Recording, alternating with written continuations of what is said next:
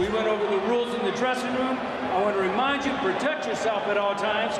Obey my commands. God bless you both. Touch up. Here we go. 12 rounds. Las Vegas, Nevada.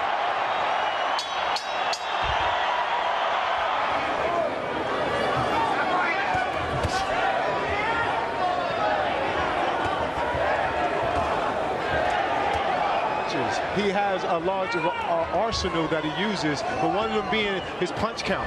So Canelo can't start off short and slow because he'll be... The sense I got from talking to his team, they want to create the distance between Canelo and keep throwing that jab, because when they watch back the Kovalev fight, they know that Kovalev didn't. Of course, Canelo has never been knocked down either. Left hand off the top of the head from his team this week. They want to be unpredictable with the right hand. They felt Kovalev was too predictable when he tried to throw that. They want to make Canelo thinking about that right hand for most of this fight. Canelo always finds a way around the guards. He had a little difficult time with Caleb Plant.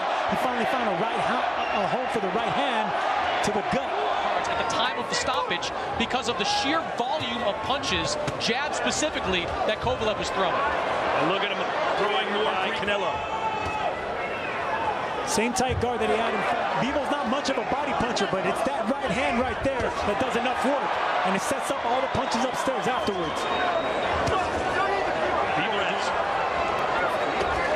But you can see when Bivol throws the 1-2s like this, he is scoring, and these are bothering Canelo, Daniel. And you could, to the odd makers here in Vegas.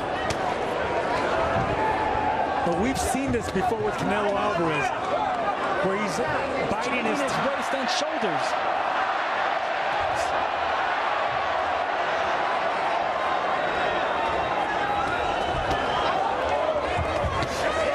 There you go, see?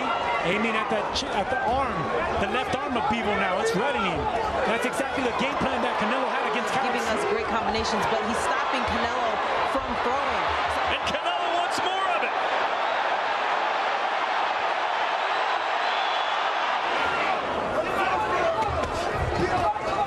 One thing I've noticed too is how Bivol is able to take the shots of Canelo, even the arm shots.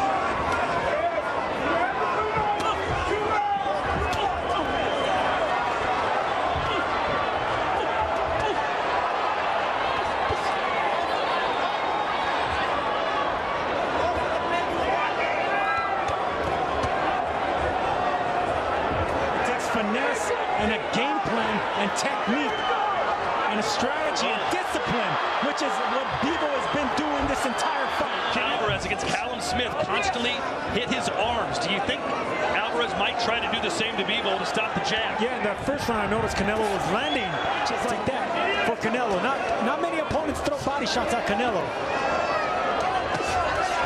There's another uppercut trying to split the guard for.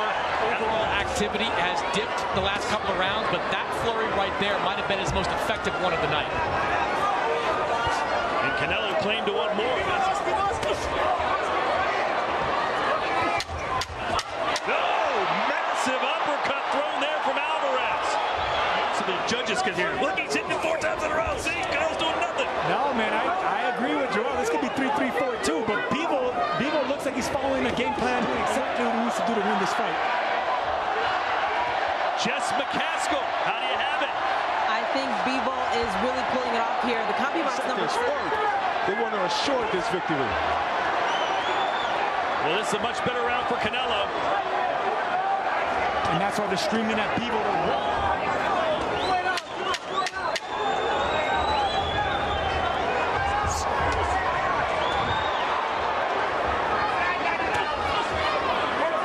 Only one man has beaten Canelo Álvarez. That's a great Floyd Mayweather Jr. He did it in speed. This might be a little bit different than what Bivol's experienced before. Swing and a miss with the left hook by Canelo. Lo estás dominando en medio del ring, güey. No hay necesidad que te pongas a las cuerdas, güey, porque le estás dando ventaja, que te estás tirando, güey. It's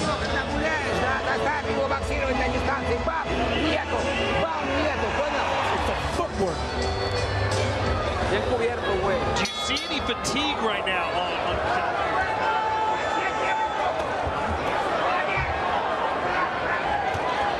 Bivol seems as if he's just trying to find what works for him. He's tapping him.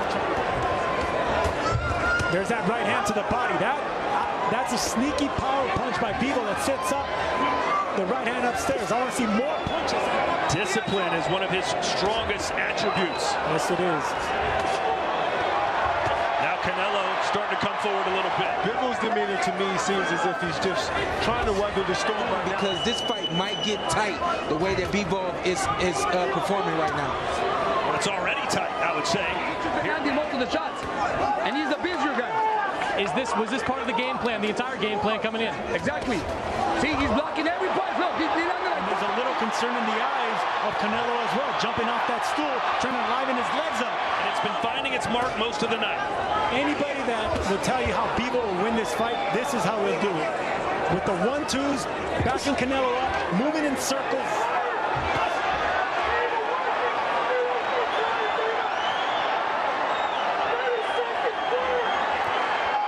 It's good to slip punches. It's good to look good defensively, but when you're down. Judging panels, you can ask for Tim Cheatham, Dave Moretti, Steve Weisfeld, who I consider the gold standard when it comes to boxing judges. There's an uppercut again that just misses. You can hear the crowd respond to that. Bivol trying to be the boss. And this is what Bivol has to do. Even if he makes it a little bit ugly, pushing it. Again, a flurry from Bivol. And there was a conversation, Chris, all week long. Can Bivol win a decision over Canelo? Is that frustration from Canelo? No, I just think that's discipline by Bivol. I mean, he landed his shots, got the crowd. Shots this round.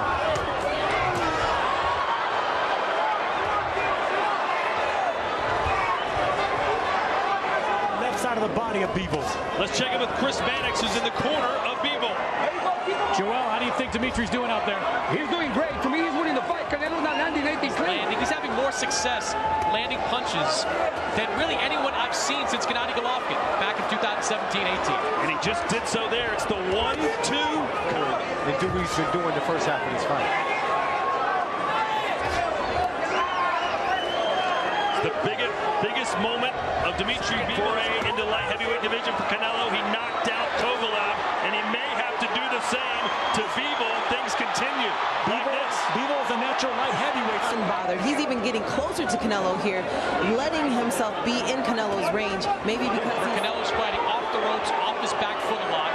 He managed to come away with a disputed draw in that fight, but Bivol, he looks like he's winning it.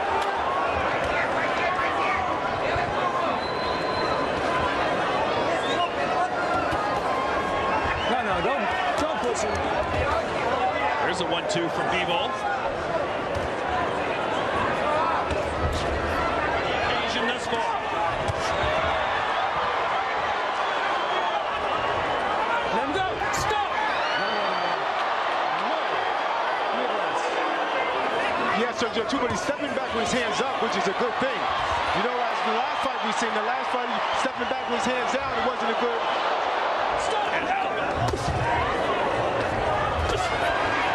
Canelo's sitting down on those right hands. Canelo's been all power shots. Big right hooks, overhand rights being landed by Canelo. Oh, look at Bivol. Look at him go. Oh, my word. Let's see if he goes back to the uppercut that was successful early on in this fight. There's one. Anytime Bivol, and I will edge out Bivol. Let's see what Chris Mannix thinks. I've got it 68-65 in favor of Dmitry Bivol. That jab is being used flawlessly as an incredibly difficult fight Canelo's in. He hasn't figured out a way to get to Dmitry Bivol. But Bivol has found a way to get to Canelo. And the reason he's finding a way is because I like that right hook to the body right there. Instead of punching fighters in all of boxing who often has a plan B, a plan C when coming into fights, has not figured out how to get to Dmitry Bivol. that the fighter is fatigued. I don't know if it's the vegan diet. I don't know if it's the pressure that Bivol is putting on and him obviously coming up in weight class. But Bivol looks.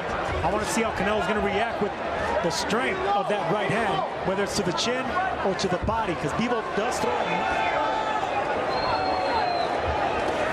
lot of power behind him. They're still having effect.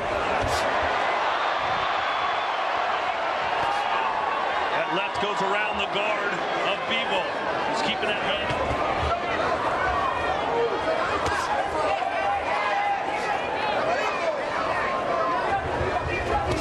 There's a right hand again.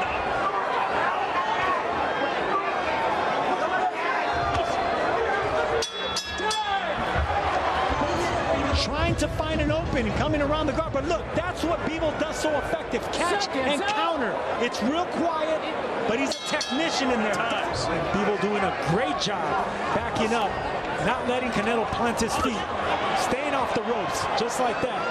His back's touch the ropes. Finishing off with a straight right hand is Bivol, and again he connects. Very impressive stuff by Bivol. Do you think this strategy would work against Canelo? Bivol's trying to break him down, his arms, all these different things. Do you think that'll work? You know what? We're going to find out. Hitting with big, destructive punchers like Joe Smith and others. Bruising and redness on the face of Canelo Álvarez. Canelo missed. Right hand. Canelo missed 3 punches. Fell off balance, was calm. He's calm and relaxed, and then that's the reason he's having so much success. And then goes back to that power jab. He gets his work in, pulls out with his foot. Easy fighter to score for. His punches are off and clean, but Dmitry Bivol's defense has been excellent. He is overwhelming Canelo with the sheer volume of his punches. I've seen Canelo with this type of body language. Bivol is doing what he always does. He fights within himself. He doesn't get out of character. He's doing right now. He fights someone he wants, but he boxes more often, stepping back and always staying in control, not giving up control. Yeah, he's frustrated. With acts like this, Canelo is definitely frustrated. He's been frustrated. Let's go. Let's go. Let's go. Give him more chances. He did exactly what he needed to do to be in this position in this last and final round. But if history repeats itself, very true. Was Bivol just too big and just too strong for Canelo Álvarez? I think it's safe to say, though, that Canelo has to win the 12th round. Bruising body Champion of the world.